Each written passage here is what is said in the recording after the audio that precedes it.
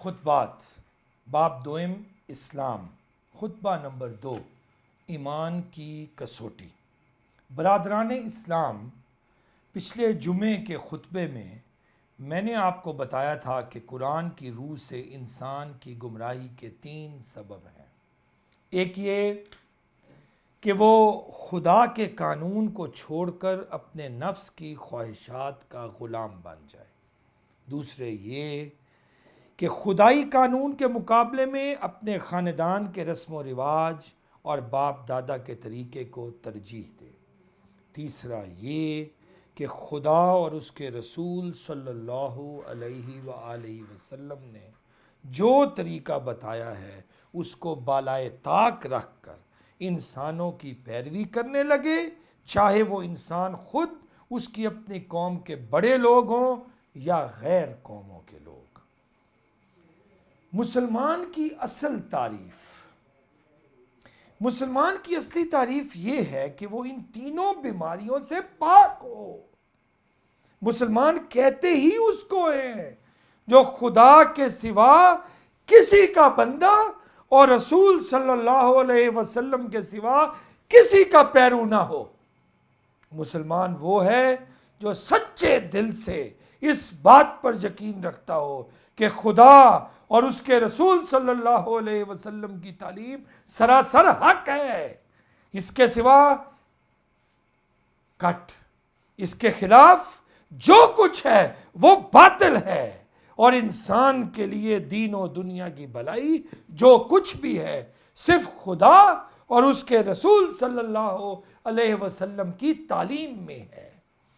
اس بات پر کامل یقین جس شخص کو ہوگا وہ اپنی زندگی کے ہر معاملے میں صرف یہ دیکھے گا کہ اللہ اور اس کے رسول صلی اللہ علیہ وسلم کا کیا حکم ہے، اور جب اسے حکم معلوم ہو جائے گا تو وہ سیدھی طرح اس کے آگے سر جھکا دے گا، پھر چاہے اس کا دل کتنا ہی تل ملائے اور خاندان کے لوگ کتنی ہی باتیں بنائیں اور دنیا والے کتنی ہی مخالفت کریں، وہ ان میں سے کسی کی پرواہ نہ کرے گا، کیونکہ ہر ایک کو اس کا صاف جواب یہی ہوگا کہ میں خدا کا بندہ ہوں، تمہارا بندہ نہیں ہوں، اور میں رسول صلی اللہ علیہ وسلم پر ایمان لایا ہوں، تم پر ایمان نہیں لایا ہوں۔ نفاق کی علامتیں۔ نمبر 1، نفس کی بندگی۔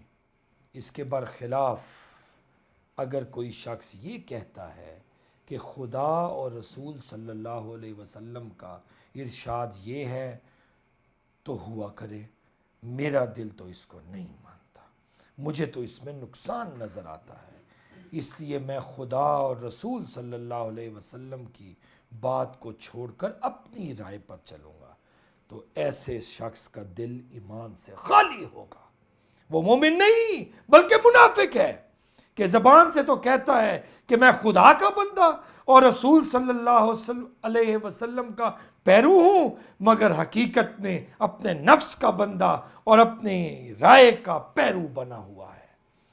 نمبر 2، رسم و رواج کی پابندی۔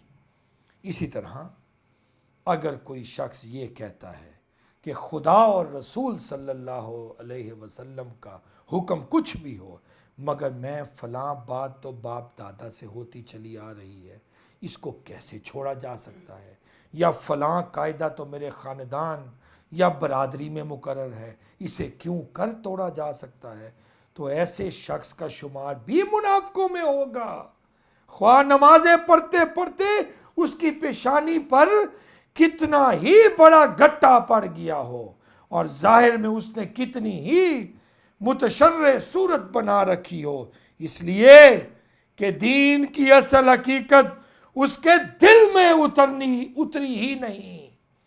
دین رکوع اور سجدے اور روزے اور حج کا نام نہیں ہے، اور نہ دین انسان کی صورت اور اس کے لباس میں ہوتا ہے، بلکہ اصل میں دین نام ہے خدا اور رسول صلی اللہ علیہ وسلم کی اطاعت کا۔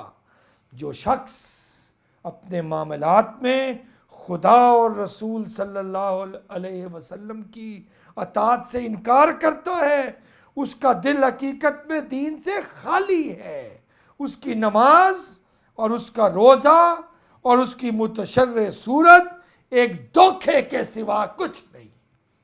نمبر 3، دوسری قوموں کی نکالی۔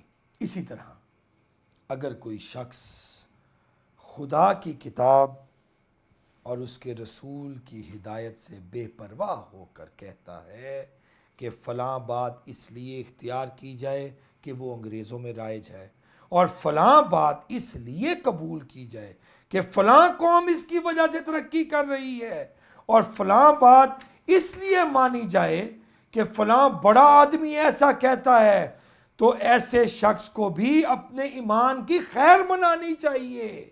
یہ باتیں ایمان کے ساتھ جمع نہیں ہو سکتی۔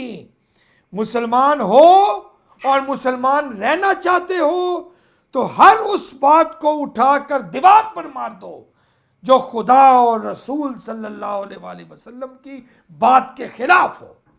اگر تم ایسا نہیں کر سکتے تو اسلام کا دعویٰ تمہیں زیب نہیں دیتا۔ زبان سے کہنا کہ ہم خدا اور رسول صلی اللہ علیہ وسلم کو مانتے ہیں، مگر اپنی زندگی کے معاملات میں ہر وقت دوسروں کی بات کے مقابلے میں خدا اور رسول صلی اللہ علیہ وسلم کی بات کو رد کرتے رہنا، نہ ایمان ہے نہ اسلام، بلکہ اس کا نام منافقت ہے۔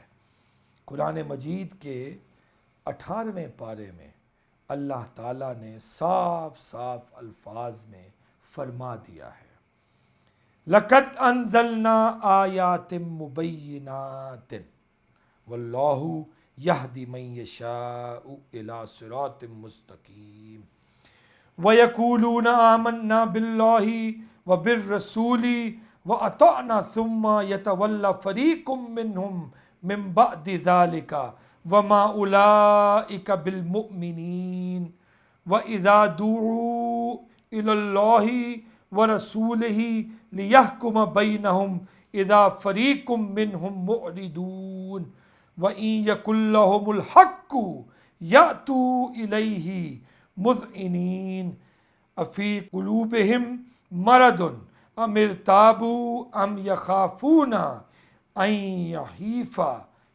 يَحِيفَ اللَّهُ عَلَيْهِمْ وَرَسُولُهُ بَلْ أُولَٰئِكَ هُمُ الظَّالِمُونَ إِنَّمَا كَانَ قَوْلَ الْمُؤْمِنِينَ إِذَا دُعُوا إِلَى اللَّهِ وَرَسُولِهِ لِيَحْكُمَ بَيْنَهُمْ أَن يَقُولُوا سَمِعْنَا وَأَطَعْنَا وَأُولَٰئِكَ هُمُ الْمُفْلِحُونَ وَمَن يُطِعِ اللَّهَ وَرَسُولَهُ وَيَخْشَ اللَّهَ وَيَتَّقْهِ فَأُولَٰئِكَ هُمُ الْفَائِزُونَ۔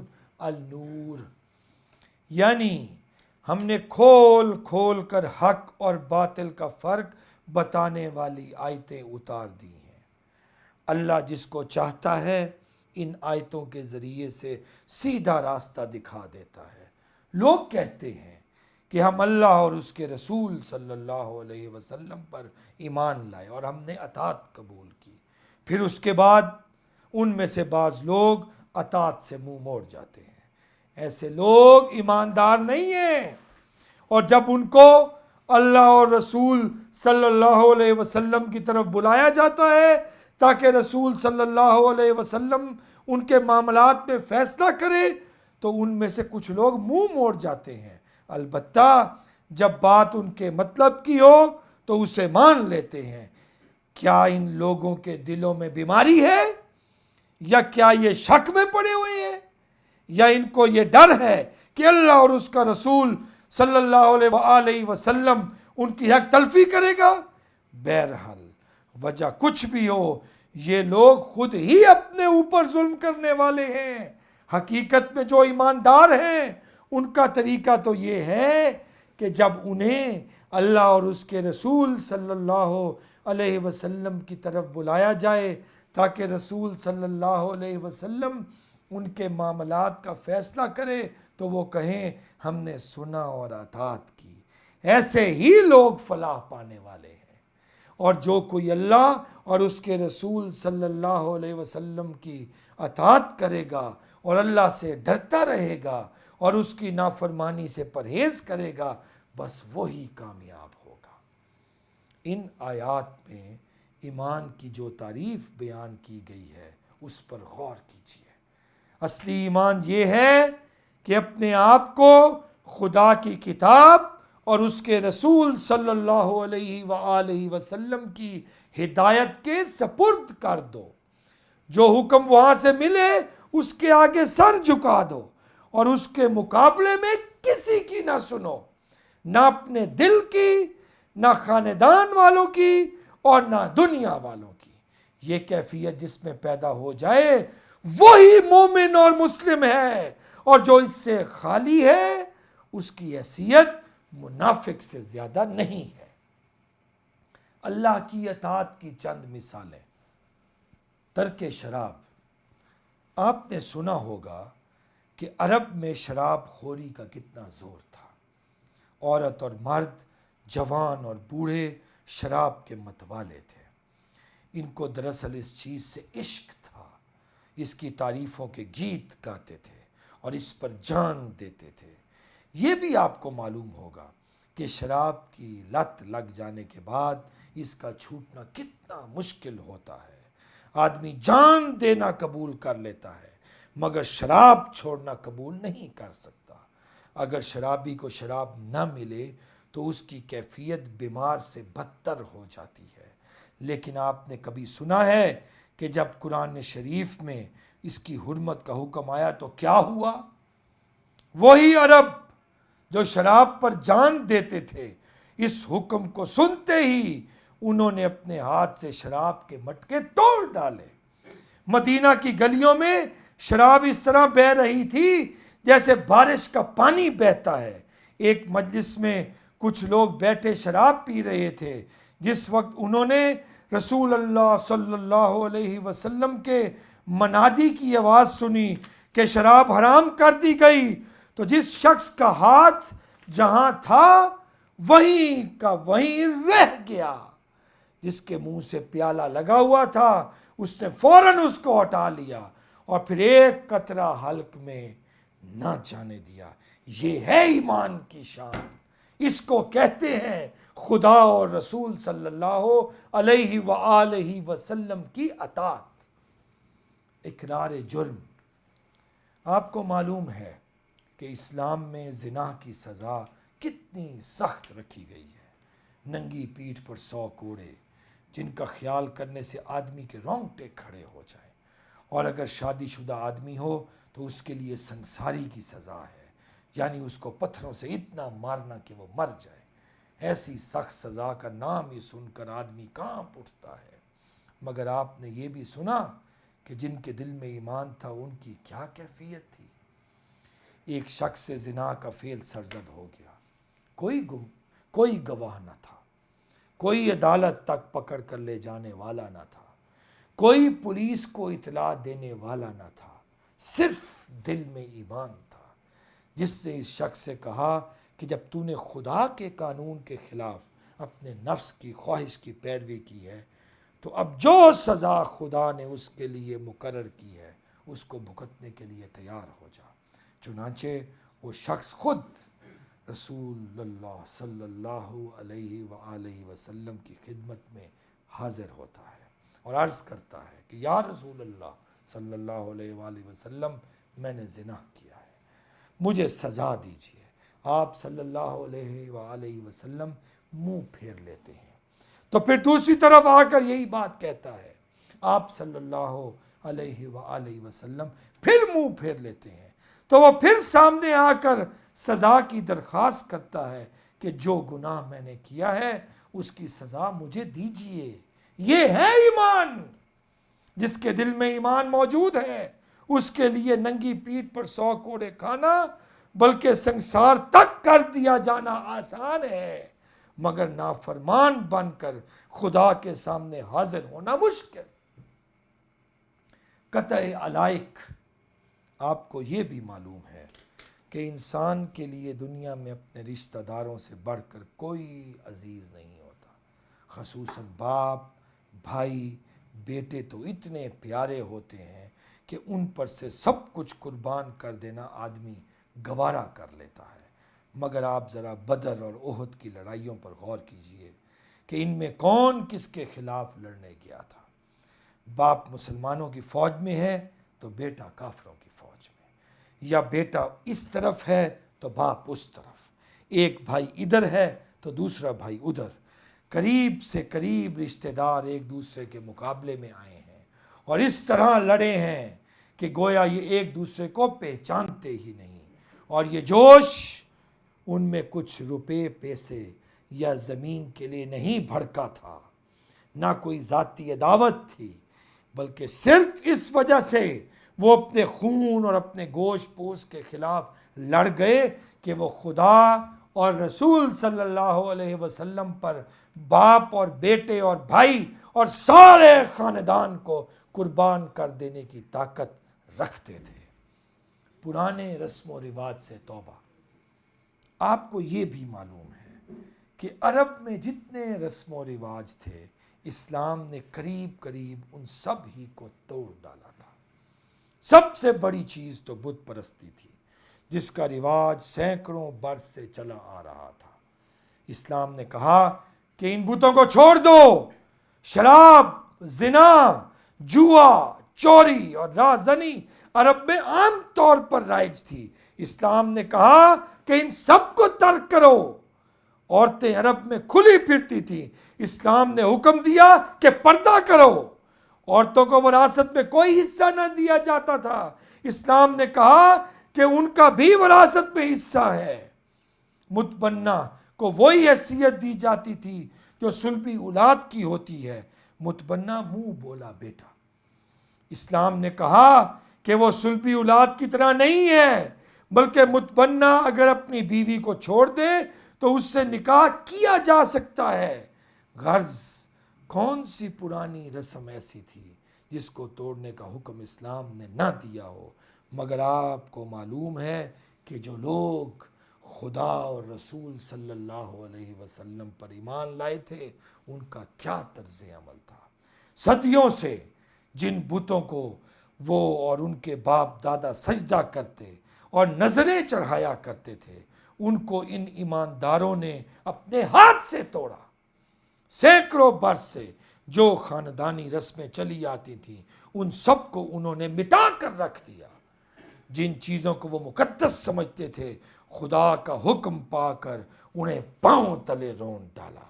جن چیزوں کو وہ مکروہ سمجھتے تھے خدا کا حکم آتے ہی ان کو جائز سمجھنے لگے۔ جو چیزیں صدیوں سے پاک سمجھی جاتی تھیں وہ ایک دم ناپاک ہو گئیں، اور جو صدیوں سے ناپاک خیال کی جاتی تھیں وہ یکا یک پاک ہو گئیں۔ کفر کے جن طریقوں میں لذت اور فائدے کے سامان تھے خدا کا حکم پاتے ہی ان کو چھوڑ دیا گیا، اور اسلام کے جن احکام کی پابندی انسان پر شاق گزرتی ہے ان سب کو خوشی خوشی قبول کر لیا گیا۔ اس کا نام ہے ایمان اور اس کو کہتے ہیں اسلام۔ اگر عرب کے لوگ اس وقت کہتے کہ فلاں بت کو ہم اس لیے نہیں مانتے کہ ہمارا اس میں نقصان ہے، اور فلاں بت کو ہم اس لیے نہیں چھوڑتے کہ اس میں ہمارا فائدہ ہے، اور فلاں کام کو ہم ضرور کریں گے کیونکہ باپ دادا سے یہی ہوتا چلا آیا ہے، اور فلاں باتیں رومیوں کی ہمیں پسند ہیں، اور فلاں ایرانیوں کی ہم کو مرغوب ہیں۔ غرض اگر عرب کے لوگ اسی طرح اسلام کی ایک ایک بات کو رد کر دیتے تو آپ سمجھ سکتے ہیں کہ آج دنیا میں کوئی مسلمان نہ ہوتا۔ خدا کی خوشنودی کا راستہ۔ بھائیو، قرآن میں ارشاد ہوا ہے کہ لن تنالوا البر حتی تنفقوا مما تحبون، یعنی نیکی کا مرتبہ تم کو نہیں مل سکتا جب تک کہ تم وہ سب چیزیں خدا کے لیے قربان نہ کر دو جو تم کو عزیز ہیں۔ آل عمران۔ بس یہی آیت اسلام اور ایمان کی جان ہے۔ اسلام کی اصل شان یہی ہے کہ جو چیزیں تم کو عزیز ہیں ان کو خدا کی خاطر قربان کر دو۔ زندگی کے سارے معاملات پہ تم دیکھتے ہو کہ خدا کا حکم ایک طرف بلاتا ہے اور نفس کی خواہشات دوسری طرف بلاتی ہیں۔ خدا ایک کام کا حکم دیتا ہے، نفس کہتا ہے کہ اس میں تو تکلیف ہے یا نقصان۔ خدا ایک بات سے منع کرتا ہے، نفس کہتا ہے کہ یہ تو بڑی مزیدار چیز ہے یا بڑے فائدے کی چیز ہے۔ ایک طرف خدا کی خوشنودی ہوتی ہے اور دوسری طرف ایک دنیا کی دنیا کھڑی ہوتی ہے۔ غرض زندگی میں ہر قدم پر انسان کو دو راستے ملتے ہیں، ایک راستہ اسلام کا ہے اور دوسرا کفر و نفاق کا۔ جس نے دنیا کی ہر چیز کو ٹھکرا کر خدا کے حکم کے آگے سر جھکا دیا، اس نے اسلام کا راستہ اختیار کیا، اور جس نے خدا کے حکم کو چھوڑ کر اپنے دل کی یا دنیا کی خواہش پوری کی، اس نے کفر یا نفاق کا راستہ اختیار کیا۔ آج کا مسلمان، آج لوگوں کا حال یہ ہے کہ اسلام کی جو بات آسان ہے اسے تو بڑی خوشی کے ساتھ قبول کرتے ہیں، مگر جہاں کفر اور اسلام کا اصلی مقابلہ ہوتا ہے وہیں سے رخ بدل دیتے ہیں۔ بڑے بڑے مدعی اسلام، لوگوں میں بھی یہ کمزوری موجود ہے، وہ اسلام بہت پکاریں گے، اس کی تعریف کرتے کرتے ان کی زبان خشک ہو جائے گی، اس کے لیے کچھ نمائشی کام بھی کر دیں گے، مگر ان سے کہیے کہ یہ اسلام جس کی آپ اس قدر تعریفیں فرما رہے ہیں، آئیے ذرا اس کے قانون کو ہم آپ خود اپنے اوپر جاری کریں، تو وہ فوراً کہیں گے اس میں فلاں مشکل ہے اور فلاں دقت ہے، اور فی الحال تو اس کو بس رہنے ہی دیجیے۔ مطلب یہ ہے کہ اسلام ایک خوبصورت کھلونا ہے، اس کو بس طاق پر رکھیے اور دور سے بیٹھ کر اس کی تعریفیں کیجیے، مگر اسے خود اپنی ذات پر اور اپنے گھر والوں اور عزیزوں پر اور اپنے کاروبار اور معاملات پر ایک قانون کی حیثیت سے جاری کرنے کا نام تک نہ لیجیے۔ یہ ہمارے آج کل کے دینداروں کا حال ہے۔ اب دنیا داروں کا تو ذکر ہی فضول ہے۔